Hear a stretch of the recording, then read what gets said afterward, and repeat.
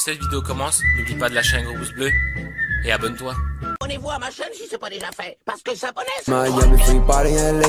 Fumando kush, só falta o seu. Chovendo piranha, pique Shrek Quiz. Só tô colhendo tudo que plantei. Não botaram fé que nós tá de nave. Bico fala. Salut les amis, j'espère que vous allez bien. Je vous fais une petite vidéo. Oubliez pas de vous abonner à cette chaîne YouTube.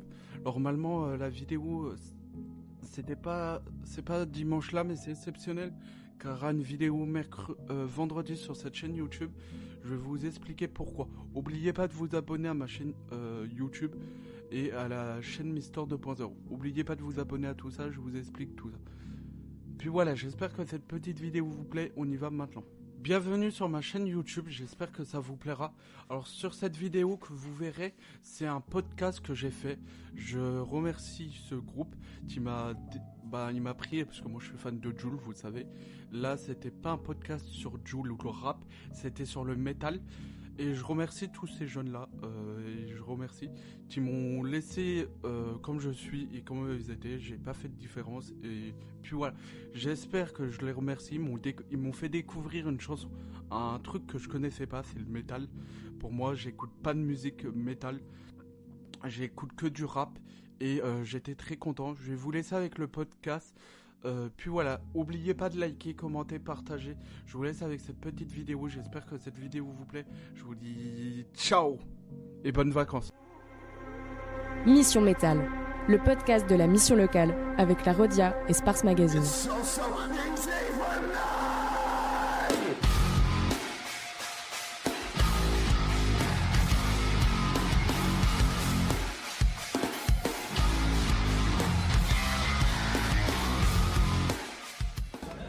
Je trouve qu'à Besançon, il y a quand même une bonne scène métal. On a quand même la possibilité de voir beaucoup de concerts, etc.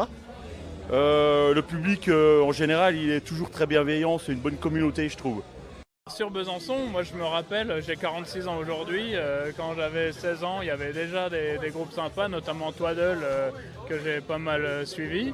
J'ai l'impression qu'il y a toujours eu sur Besançon une scène métal assez intéressante, toujours eu une belle scène métal, à Besançon notamment, et en France, on a quand même la chance d'avoir le plus beau festival métal du monde à Clisson en France. Donc non, le métal a toujours eu une belle place en France. Mission Métal. On va parler du growl, une spécificité du métal. Le growl, c'est ça.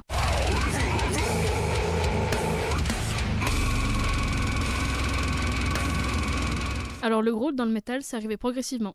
Ça a débuté avec le grunt, qu'on retrouve dans le blues à la base, comme dans la chanson I Put a Spell on You de l'américain Screamin' Jay Hopkins en 1956, ou pour comme autre exemple usé de manière humoristique dans la chanson Boris the Spider du groupe anglais The Who. La différence entre le growl et le grunt, c'est qu'on peut chanter des mélodies avec le growl, mais pas avec le grunt. Le grunt, c'est des bruits gutturaux courts. Avec le temps, le blues donnera le rock, qui lui donnera le hard rock et le metal en tout genre. Alors, où utilise-t-on le growl ? Le growl se retrouve dans différents genres de métal. Le death, le black, où c'est fréquemment utilisé vu que c'est principalement chanté en growl et en scream. Et dans d'autres sous-genres, greencore, death doom, metal goth, deathcore, etc. Maintenant, on va parler un peu plus des techniques vocales pour le growl avec Émilie Domergue. Je suis Émilie Domergue, donc je suis coach vocal. Donc pour le milieu artistique, je me suis spécialisée dans la voix saturée puisque j'ai une culture plutôt rock metal. Émilie, est-ce que vous pouvez expliquer comment ça fonctionne le growl ? Mais en gros, le growl, c'est tout ce qui va être guttural, donc des sonorités plutôt graves, donc en dessous de la glotte, on va dire.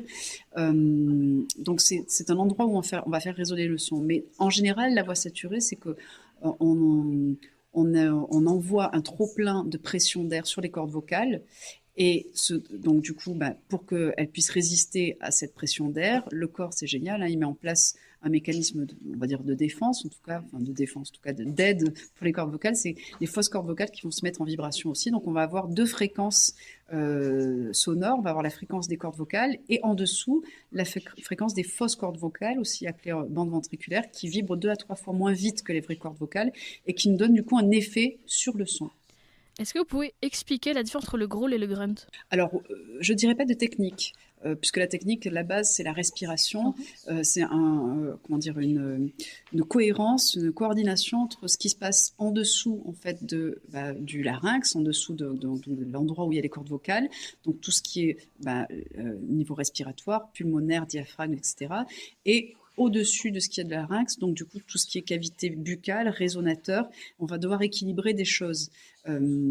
Et donc, c'est surtout une histoire d'équilibre entre la pression et ce qu'on appelle la contre-pression, qui est donc cette zone-là des résonateurs qu'on va devoir équilibrer. Donc ça, c'est la base de la respiration. On va devoir jauger et doser cette respiration-là. Et ensuite, les différences, c'est plutôt en termes de placement. Où est-ce que je vais placer le son en fonction du son que je veux faire? Dans quelle zone de résonance, en fait, de cavité, comment dire, dans quelle zone je vais venir appuyer, maintenir mon son pour qu'il ait une spécificité au niveau du son. Est-ce qu'on peut dire que les chants gutturaux comme les chants mongols ou inuits, etc., sont des inspirations pour les techniques de growl? Je dirais pas que c'est une inspiration, parce qu'en fait, je me suis pas trop attardée sur ce type de chant, même si, enfin, j'ai vu des choses chez les Inuits. C'est pas du tout pareil, parce qu'en fait, les Inuits, c'est un jeu qui correspond au « je te tiens par la barbichette ». Et le but, c'est de ne pas rigoler. Alors qu'en fait, pour tout ce qui est métal, tout ça, on exprime une colère. Donc en fait, c'est pas forcément des choses qui sont similaires. Après, en termes de placement, oui, on va pouvoir retrouver des choses, bien évidemment. Mais la base, voilà, le chant mongol, il y a beaucoup de travail aussi avec la langue pour avoir des effets d'harmonique qui viennent se développer. Sur tout ce qui est métal, rock, on est quand même sur c'est autre chose dans le sens où on est sur une implication physique, l'expression d'une émotion trop forte, puisque c'est ça, la saturation, c'est quoi? C'est quand on est dans le trop, quand on est vraiment au-delà de notre seuil de tolérance. Donc c'est vraiment deux choses différentes. Il faut apprendre, je pense, des deux, dans le sens où souvent, dans le métal, en tout cas pour tout ce qui est stylistique musical, on associe ce type de son à quelque chose qui est trop, d'accord, parce que c'est dans le too much. Mais du coup, on l'associe à quelque chose qui est trop contracté. Et ce qu'on pourrait apprendre justement des chants mongols ou des Inuits, c'est la détente, en fait, qu'il faut avoir pour ce type de son. Donc il faut être dans c'est un peu schizophrénique, il faut être dans un lâcher-prise qu'on va maîtriser. Donc je dirais que, je ne sais pas si c'est une inspiration, je ne pense pas que ce soit une inspiration. Maintenant, en termes de résonance, on peut effectivement, si on travaille le chant mongol, retrouver des choses du chant saturé et du growl, ça j'en suis persuadée. Mais merci. Après, savoir s'il y a un lien direct, je ne suis pas sûre. Mission Métal. Première question, à quand tu dates le début de la musique métal? Alors, écoute, les avis divergent. Pascal Gueug, président de la Fédération des musiques métalliques. Toujours un peu des querelles de connaisseurs qui connaissent. En gros, on dit fin des années 60, début des années 70, même s'il y a eu quelques prémices avec les Beatles, Helter Skelter et quelques morceaux comme ça. Mais grosso modo, début des années 70, avec l'arrivée de Led Zeppelin et tous ces groupes-là, Black Sabbath, bien sûr. Voilà, c'est plutôt à cette période-là qu'on date le début de l'ère métal, on va dire. Comment s'y reconnaître dans les différents styles de métal? Wow. Écoute, alors déjà, le métal, il est multiple parce qu'il y a plein de genres de métal. Et on en décompte plus d'une cinquantaine. En tout cas, nous, puristes, entre guillemets, on est très regardants sur les sous-genres et les genres et les sous-genres. Et oui, il y en a un paquet de genres. Après, je pense que c'est une histoire d'éducation de l'oreille, parce que pour beaucoup de gens, un genre va ressembler à un autre. Et nous, on va effectivement être en capacité de dire, bah non, c'est pas le cas, mais bon, parce qu'on écoute ça depuis longtemps. Après, il y a vraiment plein de styles dans le métal, c'est ça qui est chouette, c'est que ça va vraiment du plus agressif au plus calme. Après, il y a toujours ce sujet de est-ce que c'est métal, est-ce que c'est pas métal. À partir du moment où c'est un peu saturé, où il y a cette énergie un peu rock, énervé et que ça part en solo et que voilà, il y a quelques codes comme ça qui font qu'on sait que c'est du métal. Mais effectivement, des fois, il y a des groupes qui sont un peu à la limite. Et puis après, il y a des groupes effectivement plus violents que d'autres. Ça va jusqu'au black metal, ça va jusqu'au death metal, jusqu'au grind. Il y a plein de déclinaisons, je te dis plus d'une cinquantaine. Il y a eu des cartographies qui ont été faites d'ailleurs sur le genre de métal, donc c'est assez drôle. Il y a beaucoup de sous-genres et beaucoup de variations. Donc c'est un genre qui est très complexe. Et au début, moi je conseille toujours aux gens de commencer par voilà, quelques groupes un peu tarte à la crème, hein. Je pense à du AC/DC, à du Metallica, à des groupes comme ça. Et puis c'est comme ça qu'on met le pied dedans et puis qu'on découvre après plein de sous-genres. Mais c'est ça qui est chouette aussi dans cette esthétique, c'est qu'il y a plein de déclinaisons différentes. Et quand on creuse un peu, on tombe sur des petites pépites. D'ailleurs, après, on met plus d'étiquettes, hein. Au bout d'un moment, moi, je mets plus d'étiquettes sur les groupes. C'est j'aime bien ou j'aime pas, mais il y a pas de... On n'est pas là pour les mettre dans des cases comme à la Fnac ou dans les magasins, quoi. Et toi, c'est quoi ton style de métal préféré? Ah, moi, écoute, j'ai plein de genres préférés. Moi, ça revient à ce que je te disais à l'instant, c'est que vu qu'il y a plein de variations et de styles différents dans le métal, moi j'aime vraiment de tout. Alors, quand j'étais plus jeune, j'écoutais beaucoup de métal fusion, donc plutôt du métal qui a un petit côté urbain, rap, qui mélange un peu les genres. Puis après, je suis passé dans des trucs beaucoup plus durs, donc plutôt du death, du black, des choses plus obscures que j'aime toujours, hein. D'ailleurs, il y a toujours des groupes que j'aime beaucoup. Et puis après, j'ai écouté vraiment de tout. Ça dépend de mes humeurs, en fait, pour être très franc avec toi. Il y a des jours où je vais être plutôt en mode énervé et speed, et je vais avoir envie d'écouter des groupes un peu plus violents. Et je suis une petite période hardcore, là, en ce moment, donc j'écoute pas mal de hardcore. Puis il y a des jours où je vais être plus mélancolique, alors je vais aller écouter des trucs plus doom, du Paradise Lost, des trucs comme ça. Et puis il y a des jours où je vais être plutôt jovial et je vais aller écouter des groupes plus funky, plus fusion, justement. Voilà, ça va dépendre vraiment de mon humeur. Donc je pense pas que j'ai pas un genre préféré, quoi. J'aime vraiment plein de genres différents.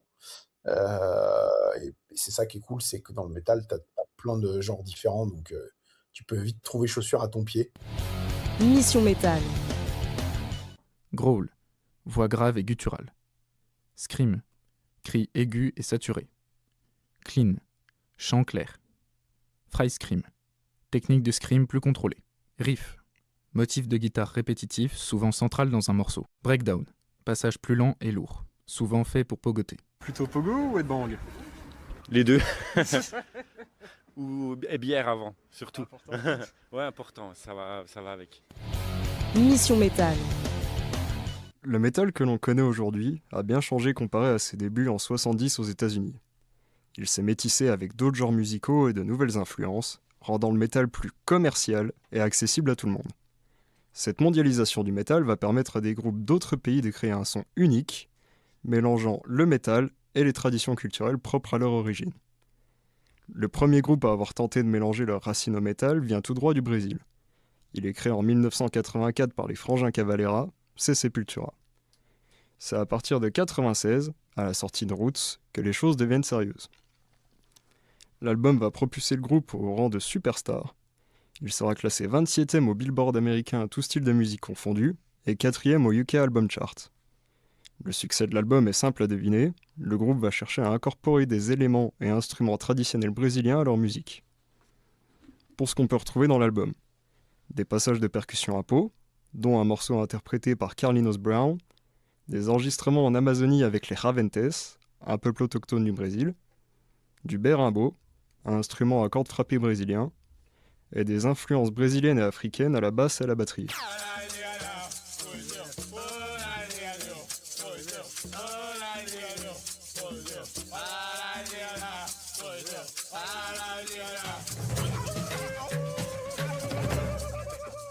Le genre va alors se propager dans les 4 coins du monde. Il va influencer de nombreux groupes, dont certains connus comme Korn, qui jouera un morceau à la cornemuse, ou encore System of a Down avec la mandoline, le oud, le sitar et le chant arménien.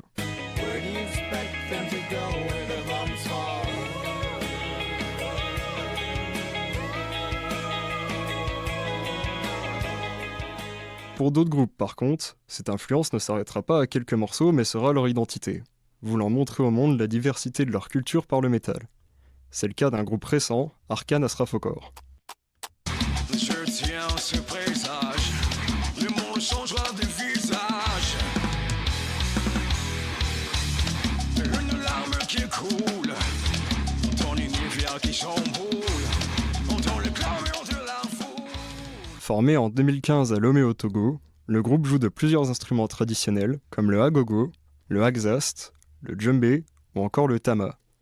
Ils chantent également en 3 langues, en français, en anglais et en ewe, une des langues du Togo. À savoir, lors de leurs concerts, le groupe se met de la peinture blanche sur le visage et le corps pour donner une image de guerrier, ce qui ramène à leur nom, qui traduit en français donne musique de guerrier. Le métal est présent dans le monde entier, bien qu'il soit encore mal vu dans certains pays, il évolue et s'adapte, laissant la chance à n'importe qui de se l'approprier et d'en faire ce qu'il veut. Mission Métal. Est-ce que vous connaissez la J-pop, la pop japonaise? Ouais? Bah moi je vais vous parler de J-metal, c'est le métal japonais. C'est un métal vraiment à part qui a un univers bien décalé. Tout ça, ça part de l'esthétique visuelle qu'est à la fin des années 80. C'est ça qui caractérise le métal au Japon. C'est pas vraiment un style de musique spécifique, c'est surtout du maquillage, des vêtements extravagants typiquement japonais, que les groupes de glam rock et heavy metal ont créés. Ils voulaient se faire reconnaître par le monde entier, pas que pour leur musique, mais surtout pour leur sens du fashion et de leur présence scénique. En fait, le métal au Japon, c'est surtout né du style, plus que de la musique. Ça se rapproche un peu du style emo en fait. Des grosses perruques avec beaucoup de volume, un peu de couleur mais surtout beaucoup de dark, des gros traits d'eyeliner et du rouge à lèvres bien pétant. Aujourd'hui, c'est comme ça qu'on reconnaît le métal au Japon. Mais dans les années 70, quand ça a débarqué, c'était surtout des grosses guitares saturées et du heavy metal, avec une touche d'influence japonaise. Il y avait des éléments de la musique traditionnelle comme le gagaku, c'était joué dans les cours impériales. Il y avait aussi des instruments et des thèmes lyriques traditionnels qui parlaient de leurs croyances. Figurez-vous qu'on trouve encore tout ça aujourd'hui dans ce style de musique. Bow Wow et Loudness étaient les groupes les plus connus à cette époque.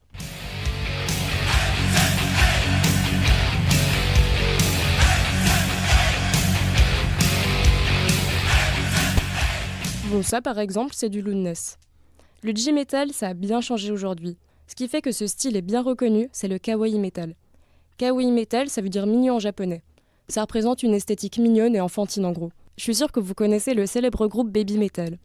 Ces idols sont appréciés pour leur esthétique kawaii et leur mélange de pop et metal. Pour l'anecdote, elles se sont rencontrées avec les légendaires Metallica. C'est ça qui est impressionnant aussi, je trouve, aujourd'hui dans le J-metal, c'est la présence écrasante des groupes de musique féminins. Déjà parce qu'on parle quand même d'un pays où les stéréotypes de genre et le sexisme sont hyper présents, mais aussi parce que c'est vraiment une majorité, contrairement aux groupes de métal dans le reste du monde. Bon, malgré tout, on sait que l'idol, c'est un business de divertissement. Il y a une instrumentalisation de la femme, mais c'est quand même impressionnant cette présence féminine. On écoute un extrait d'un titre des Baby Metal.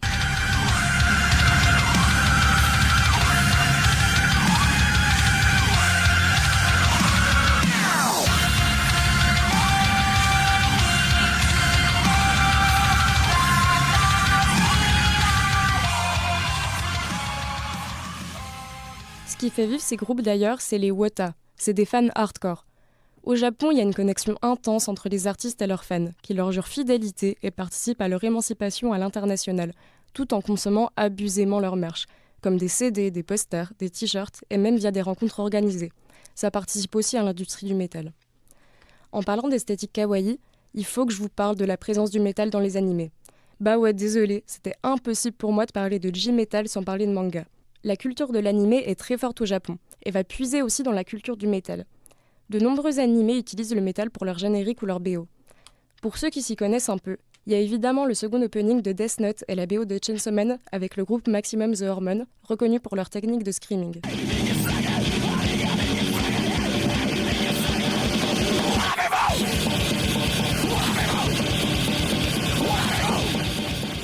Il y a aussi l'opening de Parasite par Fear Laughing in Las Vegas qui utilise aussi le screaming.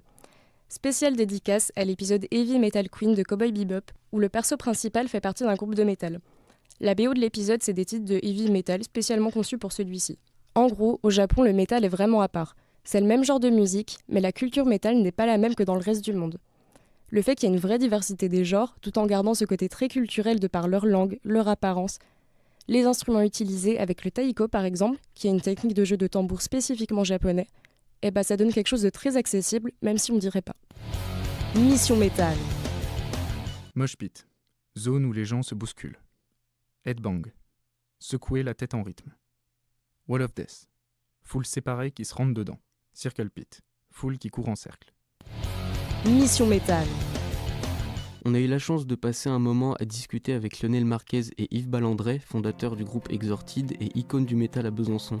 Ils nous ont donné de leur temps pour échanger sur le Bezac Metal Fest qu'ils ont organisé en mars 2026, sur leur musique ainsi que l'histoire de leur groupe, mais aussi de leur dernier EP, Sad Fiction, dont ils fêtaient la sortie lors du festival.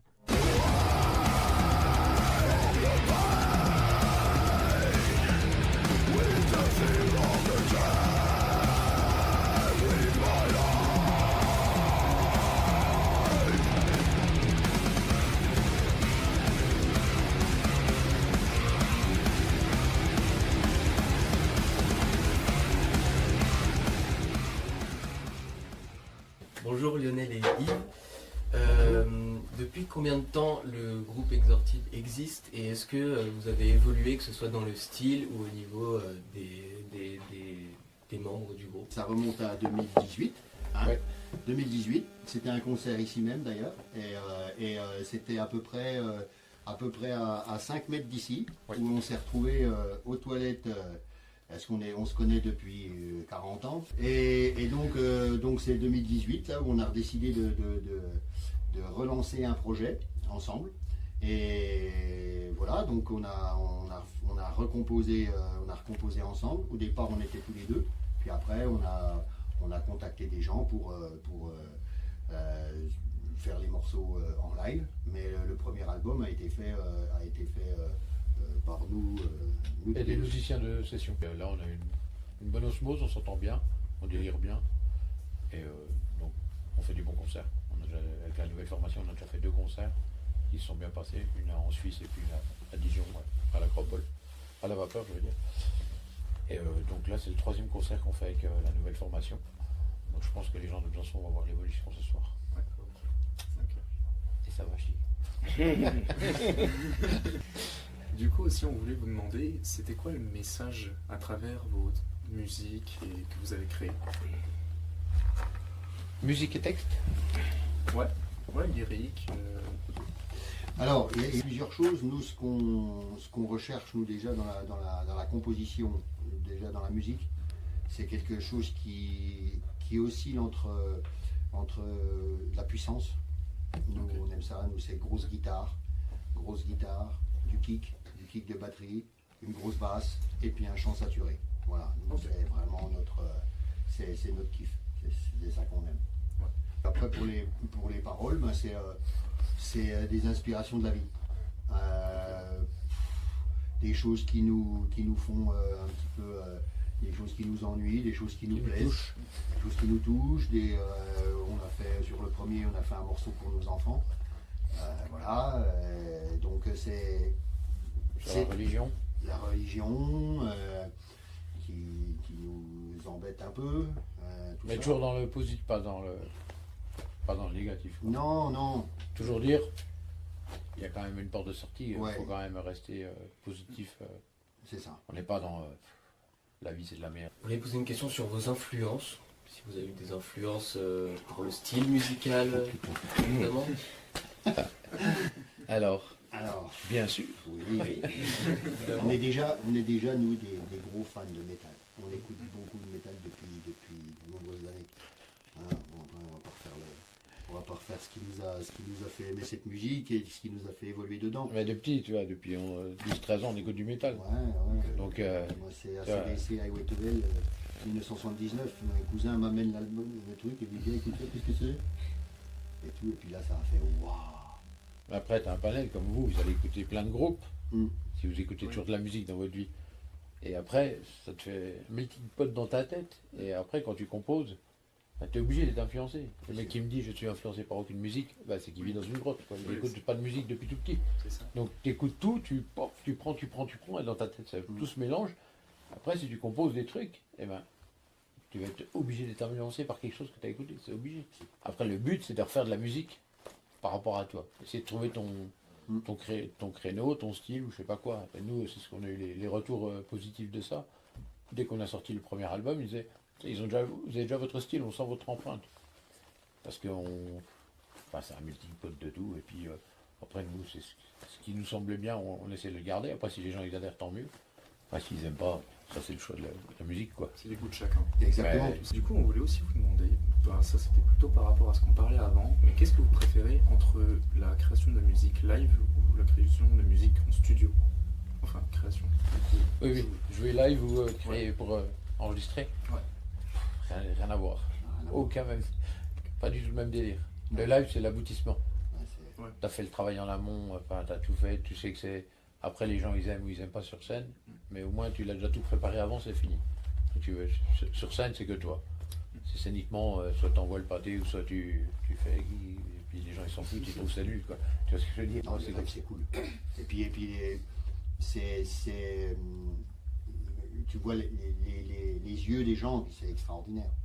Quand tu es sur scène, tu vois les gens qui sourient, qui te regardent. C'est bien, quoi. Et c'est top. C'est top. Ça, franchement, ça recharge, comment dire, un mental. Ça...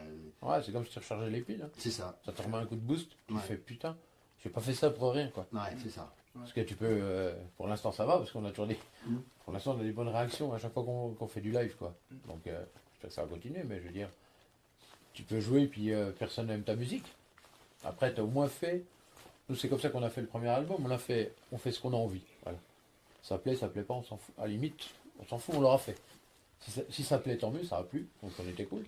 Mais c'est depuis aux gens, on aurait dit, bah, on a tenté, moi. Tu vois, c'est comme le festival qu'on organise là. C'est la 4e édition. La première fois qu'on l'a organisé, tout le monde dit ah, y a rien. On a dit oui, ben on va en organiser un, quoi. Faut se bouger, quoi. Ouais, c'est compliqué. Oui, ben c'est compliqué, oui. Oui, ben on va le faire. Rien n'est simple. Donc on l'a fait. Mais si on écoute plein de gens, ben on fait pas, puis on dit bah putain c'est chiant. Non, à un moment donné, si tu te sors pas les lots, comme on dit, ça se fait pas tout seul. Hein. Donc que ce soit en musique ou dans la vie, c'est comme ça, quoi. À un moment donné, si tout le monde te dit oh non, tu n'y arriveras pas, bah, tu dis bah si, je vais y arriver, c'est tout. Voilà. Si, tu te dis bah ouais, je peux y arriver. Que ça soit dans n'importe quoi, métal, musique, même le sport, tracteur, enfin paysan, n'importe quoi, tout dans la vie. S'il y en a qui te disent oh, tu n'y arriveras pas, tu te dis bah si, je vais te prouver, je peux y arriver, quoi. T'en chieras plus, tu mettras peut-être plus de temps, mais tu y arriveras à la fin. Si c'est ton objectif, tu y arrives toujours. En écoutant votre musique sur scène, à quoi on peut s'attendre? Quelle expérience vous pouvez proposer? En tout cas, à des personnes qui connaissent pas trop le métal ou votre groupe en particulier. Nous, on a des remarques qui tombent pas mal. C'est que beaucoup de gens qui viennent nous voir des fois par surprise ou par curiosité, les gens ils viennent comme ça et tout, ils me disent bah tu vois, j'écouterai pas ça chez moi. Par contre, j'ai passé un super moment. Oui, vous organisez du coup le Bezac Metal Fest. Quel est le but de cet événement et est-ce que vous variez les genres de métal ou est-ce que vous êtes plus axé sur un en particulier et comment surtout vous êtes organisé pour faire la programmation? Alors, le Bezac Metal Fest, c'est rien que pour faire du métal sur Besançon, à la Rodia. Voilà. C'est rien que pour faire plaisir aux gens. C'est même pas, il n'y a pas d'histoire d'égo, je sais pas quoi pour. C'est rien que pour dire, on va faire venir des groupes de métal parce que la Rodia n'organise pas. Et tout le monde disait, bah, il n'y en a pas, personne ne vient à Bezac. On a dit, bah, on va faire venir des gens, nous. On va le faire. Donc, c'est rien que pour les gens qu'on fait ça. Nous, enfin, on aime bien organiser, on aime bien, si on prend notre pied à le faire. Mais ça demande beaucoup de temps et puis beaucoup de soucis. Donc, faut pas croire. Ouais. Donc, on a commencé doucement et on monte, la 4e édition. Et puis, c'est pour que les gens viennent voir un concert de métal, c'est tout. Mission Métal. Premier souvenir avec le métal, je sais même plus, c'était un groupe qui passait dans un festival à La Paille, je crois, il devait y avoir Pogo. Donc bon, un groupe bien bisontin de métal, trap métal, c'était assez stylé. Le Hellfest, première l'année dernière, c'était génial. On était en 6e ou 5e, on devait avoir 12 ou 13 ans. Et à l'époque, on écoutait plutôt IAM. D'ailleurs, on était déjà allé voir le concert d'IAM avec son père. Et j'ai un copain qui m'a prêté le CD de Chaos Aided, Sepultura. On était dans ma chambre, chez mes parents. J'ai mis le CD et quand ça a commencé, on s'est regardés. On était estomaqués tous les deux. Et ça a été le début de notre histoire d'amour avec le métal. Mission Métal, le podcast de la mission locale avec la Rodia et Sparse Magazine.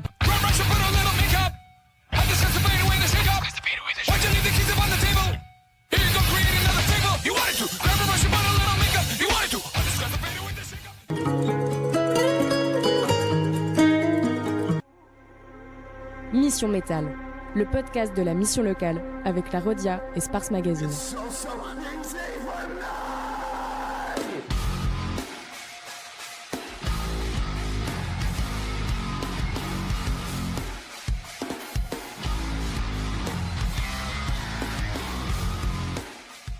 Que paradoxalement, le public métal, c'est les gens les plus bienveillants du monde. C'est toujours dans les concerts métal où j'ai rencontré les gens les plus sympas, les gens les plus gentils, où il y a du partage. Franchement, tu connais personne dans le public et en fait au final tu ressors, tu t'es fait plein d'amis. Ça c'est cool. Mission Métal. Mosh pit, zone où les gens se bousculent. Headbang, secouer la tête en rythme. Wall of Death, foule séparée qui se rentre dedans. Circle pit, foule qui court en cercle. Bonjour tout le monde.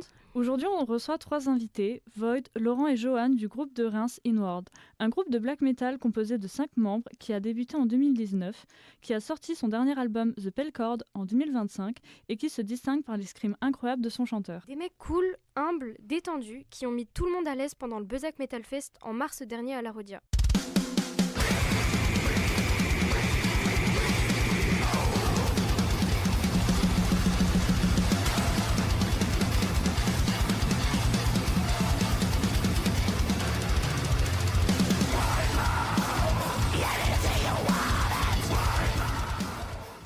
On a vu que les genres musicaux qui vous décrivaient étaient assez vastes. Qu'est-ce que qu'est-ce qui vous parle comme genres musicaux par rapport à votre musique?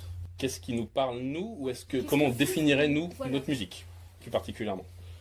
On a mis du temps aussi, nous, à déterminer exactement ce qu'on faisait, tout simplement parce que des débuts du groupe à maintenant, notre style a évolué. Et pour simplifier, maintenant, on fait du deathcore mélodique. Pour simplifier, c'est un peu de ça. Ouais. Vous avez des inspirations en groupe qui auraient pu vous inspirer ou vous donner envie de créer quelque chose en particulier? Je vais laisser Yohan répondre parce que c'est le principal compositeur du groupe, ici présent. Moi, mon groupe préféré, ça ne l'est plus maintenant, mais ça l'a été pendant très longtemps, c'est Machine Head. Donc j'étais à fond dans Machine Head dès le milieu des années 90. Puis après, quand le metalcore est arrivé avec des groupes comme Azalea Dying, Trivium, God Forbid, qui est complètement, certains groupes ont complètement disparu, mais c'est vraiment mes plus grosses influences. On a vu que depuis 2021, vous avez sorti un album par an, vous êtes motivé. Comment vous faites pour suivre? Alors oui, on est motivé, mais on n'a pas sorti un album par an. On a fait une sortie par an. Oui. Voilà. Et effectivement, en 2020, on a fait des sorties différentes. On a fait une première démo 3 titres qu'on a sorti dès 2021. 2021, ouais. En 2022, on a sorti un single de titres. En 2023, on a sorti un EP 5 titres. Et 2024-2025, on a sorti un single sur chaque année. Un en septembre et un en janvier. Et on l'a fait tout simplement parce que dans le monde actuel des réseaux sociaux et de tout ça, il faut faire des sorties régulières, sinon tout le monde t'oublie en moins d'un mois. Qu'est-ce qui vous a réunis tous ensemble en tant que groupe autour de cette musique qu'on peut dire extrême? Et pourquoi? Comment est-ce que c'est passé? C'est l'amour des petits chats. Ouais, l'amour des petits chatons. T'aimes pas les chats, toi. Toi, t'as pas de cœur, toi. Putain. Non, c'est l'envie de faire de la musique principalement au début. Ouais. Et qu'est-ce que ça vous procure de jouer sur scène? C'est difficile à répondre, ça. C'est difficile à répondre. Ça dépend de l'endroit, ça dépend du lieu. Ça dépend des conditions, parce que ça peut être extrêmement stressant si les conditions sont... ou si on n'est pas sûr de nous, s'il y a des trucs qui peuvent merder. Nous, maintenant, en quelques années, on a fait énormément d'investissements techniques pour être un groupe amateur, mais qui joue de manière professionnelle. Et plus on a de technique, plus on a de chances que ça merde, d'une manière ou d'une autre. Et du coup, il y a toujours ce truc-là dans la tête. On a tout fait pour que ça fonctionne bien. Maintenant, on est très à l'aise sur scène, mais on ne sait jamais ce qui peut arriver. Ouais. Après toi, pour répondre à la question plus finement, qu'est-ce que ça te fait d'être sur scène? Moi, c'est un exutoire. J'ai besoin de ça à titre perso. Je pense que Karim, notre bassiste, dirait la même chose. Ouais. Généralement, quand on lui pose la question, il dit qu'il vit la musique et qu'il la vit sur scène. Et vous verrez au concert ce soir. Vous en rendrez compte assez vite s'il n'est pas là, mais parce qu'il n'aime pas les interviews. Je mets au défi les autres musiciens de bouger autant. Oui, n'importe quel autre musicien que de bouger autant. Ouais. Et voilà. Moi, sur scène, je suis extrêmement concentré. parce que je suis le batteur, et même si maintenant avant on disait le batteur se plante, tout le groupe se plante. C'est plus vraiment le cas dans notre configuration, parce qu'on a des garde-fous qui font que même si moi je me trompe, eux ils continueront, et ce sera à moi de rattraper. Mais du coup je suis très concentré, quand j'arrive à me lâcher un petit peu, pas toujours, c'est vraiment un kiff. Le plus important, je crois que c'est la communion avec le public, quand on est dans une salle où il y a des gens qui sont là pour nous, ce qui arrive de plus en plus souvent, ça touche un truc quand même qui est très particulier. Ça doit être dingue. Ouais. L'énergie qu'on nous donne, c'est de l'énergie qu'on rend. Ouais. Si on n'a rien en face, c'est plus compliqué. Mais ça nous est arrivé. Ça nous est arrivé plusieurs fois, évidemment. Hein. Ouais. Et à contrario, on a déjà fait une grosse date où on avait plus de 1000 personnes, on avait un millier de personnes en face de nous, où quand tu rentres sur scène, moi je suis le premier qui rentre sur scène normalement, et là t'as les gens qui hurlent quand t'arrives sur scène, et ça c'est un truc, ça c'est fou furieux. On a vu que vous aviez une de vos pochettes d'album qui était très jolie, donc c'était celle de The Withering. Oui, on peut en parler. On peut en parler. On a vu qu'elle a été faite avec de l'IA. Absolument. Absolument, voilà. Et ouais. Qu'est-ce que vous en pensez? Est-ce que vous le referiez s'il y avait à le refaire ou... Moi j'ai... On le referait pas. Non. Alors, c'est arrivé avant que la bulle de l'IA générative n'explose. C'est bien. En fait, mais bon. Merde. Avant que ça explose, en fait, on a sorti notre EP. Ça n'avait pas encore éclaté complètement. Il n'y avait pas tout ce buzz autour de... Et toutes les polémiques. Et en fait, toutes les polémiques. C'était de la curiosité au départ. Ah ouais, moi je me suis dit, tiens, l'outil est fabuleux, sans se poser de questions. Voilà. Et c'est là où je vais dire que moi j'ai fait une erreur, une vraie erreur, c'est de ne pas me poser de questions sur l'outil. Et j'avais déjà dit à certains chroniqueurs qui avaient chroniqué l'EP, je l'ai dit, je le referai pas. Et on le refera pas. On n'utilisera plus jamais d'intelligence artificielle, que ce soit dans nos visuels ou dans la musique en elle-même, parce que maintenant l'intelligence artificielle fait aussi son trou dans la musique malheureusement. Après chacun a son... Pareil dans le groupe, on a tous un avis spécifique sur l'IA en tant qu'outil ou en tant que quoi que ce soit. Moi personnellement, je refuse toute utilisation de l'IA générative, quelle qu'elle soit. Je sais que c'est pas le cas de tout le monde, chacun envoie les utilités où elles sont. Et voilà, donc on ne l'utilisera pas. Et maintenant on a une graphiste peintre qui a fait nos dernières pochettes de nos derniers singles et qui on retravaillera. Et qui a une commande en attente. Et voilà, et qui a une commande en attente, et avec qui on retravaillera.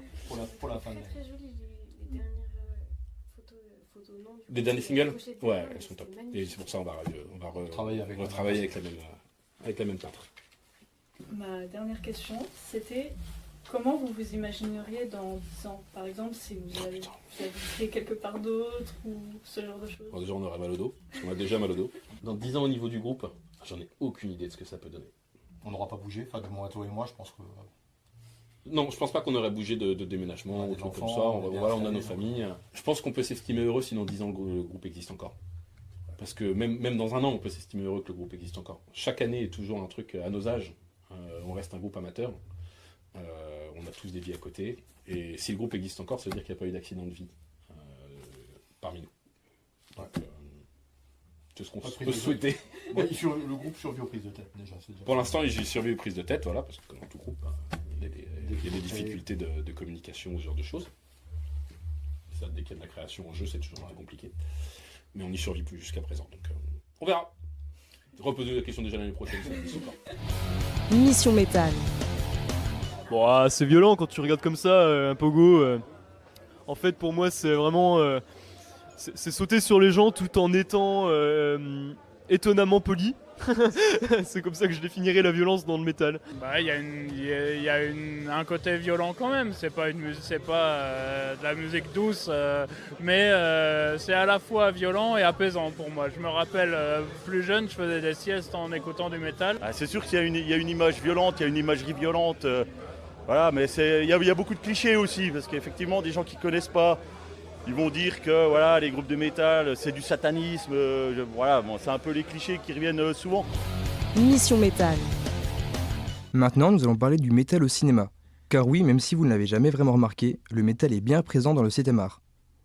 Vous avez donc, sans forcément le savoir, écouté plus de métal que vous ne le pensiez.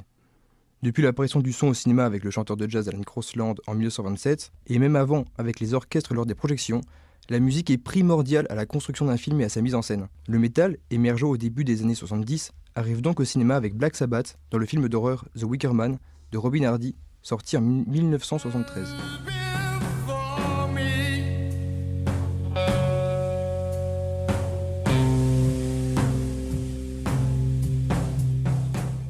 La musique métal, comme tout genre de musique, a ses propriétés et est donc utilisée dans différents contextes dans le but de susciter un sentiment précis en fonction du dit contexte.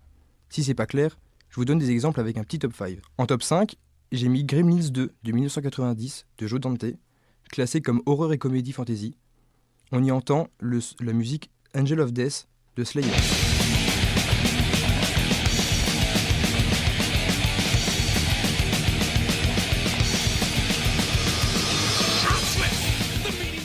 Lors de cette séquence, le gremlin boit une potion le transformant en araignée géante.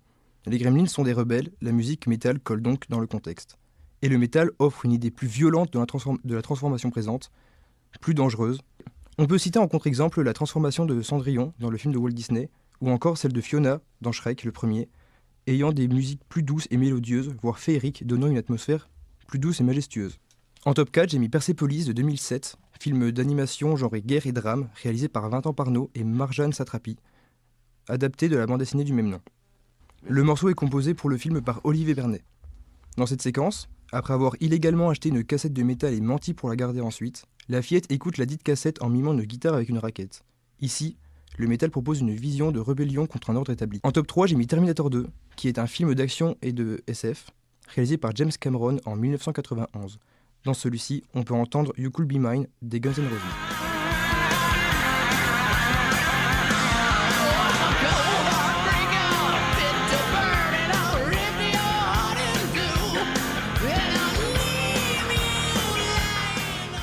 On entend cette musique lorsque les enfants sont en moto. Il s'agit d'enfants rebelles, de véritables punks dans l'âme, différents des autres. La musique est intradégétique à la séquence et s'entend lorsque les enfants à moto sont visibles à l'écran. La musique disparaît lorsque nous ne pouvons plus les voir, dans le but de montrer qu'ils se font remarquer par leurs différences et qu'ils le hurlent. Ils rompent le calme du quartier par leur excentricité. Ils ne se cachent pas et n'ont pas honte, bien au contraire. Plus loin dans le film, nous avons droit à une citation « Terminator fait tomber des roses, une arme à feu à la main, Guns N' Roses ». En top 2, j'ai mis Funny Games de Michael Haneke, classé policier et drame réalisé en 1997. On peut y entendre Bonehead de Naked City.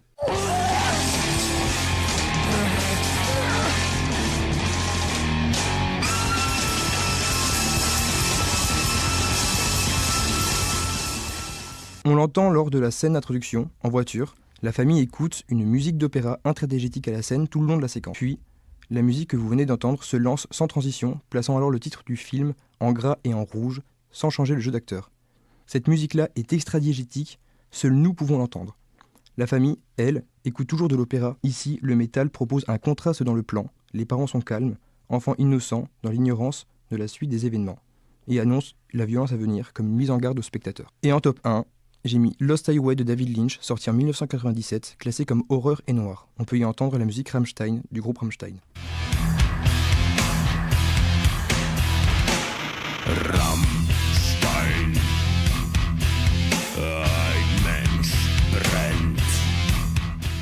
La chanson démarre pendant une scène intime, mais elle n'a rien de romantique.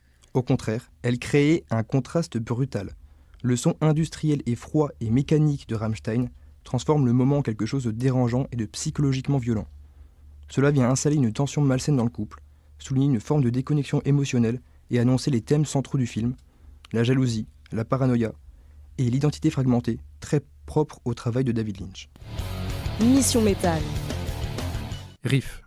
Motif de guitare répétitif, souvent central dans un morceau. Breakdown. Passage plus lent et lourd, souvent fait pour pogoter.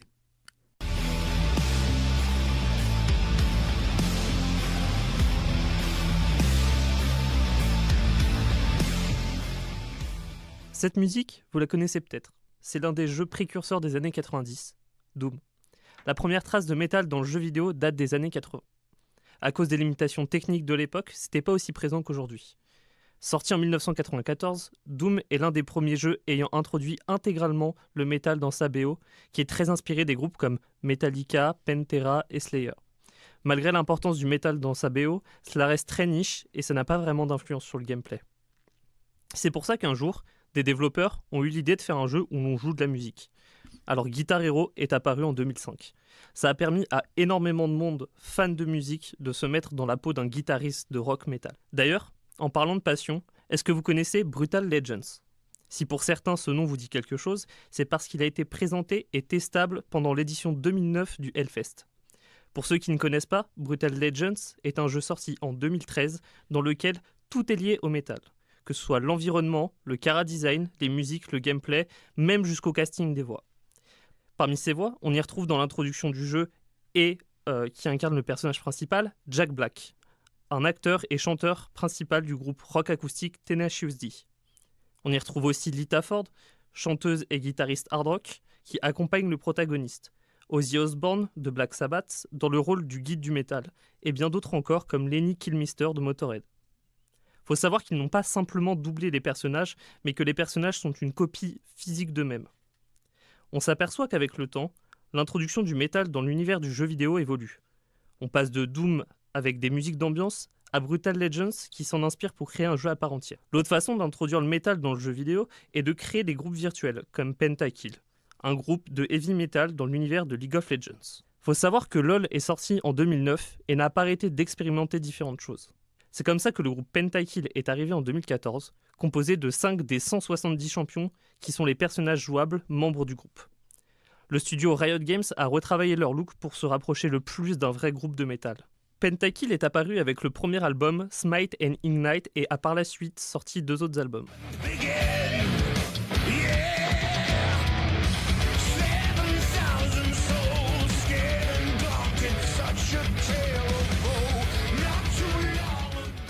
Dans cet extrait, on peut y retrouver la voix de Jørn Lunde, un chanteur norvégien de hard rock et de heavy metal. Mais dans d'autres morceaux, on peut y entendre la voix de Nora Luimo, une chanteuse finlandaise, ancienne membre du groupe Black Beast. Et parmi les instrumentalistes, il y a Ren Holder qui a travaillé entre autres avec Nine Inch Nails et A Perfect Circle, et Tommy Lee, batteur et cofondateur du groupe Motley Crue. Ça permet aux joueurs déjà présents de découvrir l'univers du métal, ou d'attirer les fans de métal sur leur jeu. Les jeux vidéo ne sont pas les seuls à s'attaquer au métal. Récemment, un crossover entre le jeu de cartes Magic the Gathering et Iron Maiden est apparu, rééditant certaines cartes déjà existantes, mais avec cette fois-ci les pochettes d'albums sur ces dernières. Faut savoir qu'aujourd'hui, avec tous les jeux vidéo et les genres de musique existants, il y a des mix très intéressants et même les fans s'amusent à mélanger les genres. En 2020, un crossover est apparu lors de la sortie du jeu Doom Eternal et Animal Crossing New Horizons, mixant le genre musical des deux jeux et ayant comme voix principale celle de Marie, personnage emblématique d'Animal Crossing.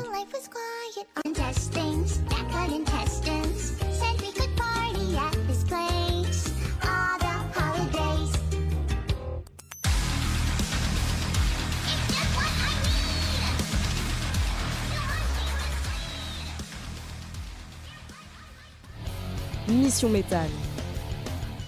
Premier souvenir, c'est sur BO3 avec la map Kinodertoten 115 de Elena Sielman. Vieux souvenir. Mission Métal, le podcast de la mission locale avec la Rodia et Sparse Magazine.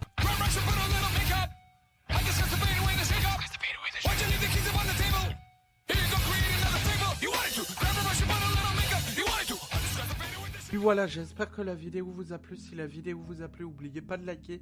N'oubliez pas qu'à les réseaux sociaux juste en bas, vous pouvez me retrouver sur TikTok et Instagram, Twitch et YouTube, les réseaux sociaux très importants d'aller les voir. Merci à vous tous.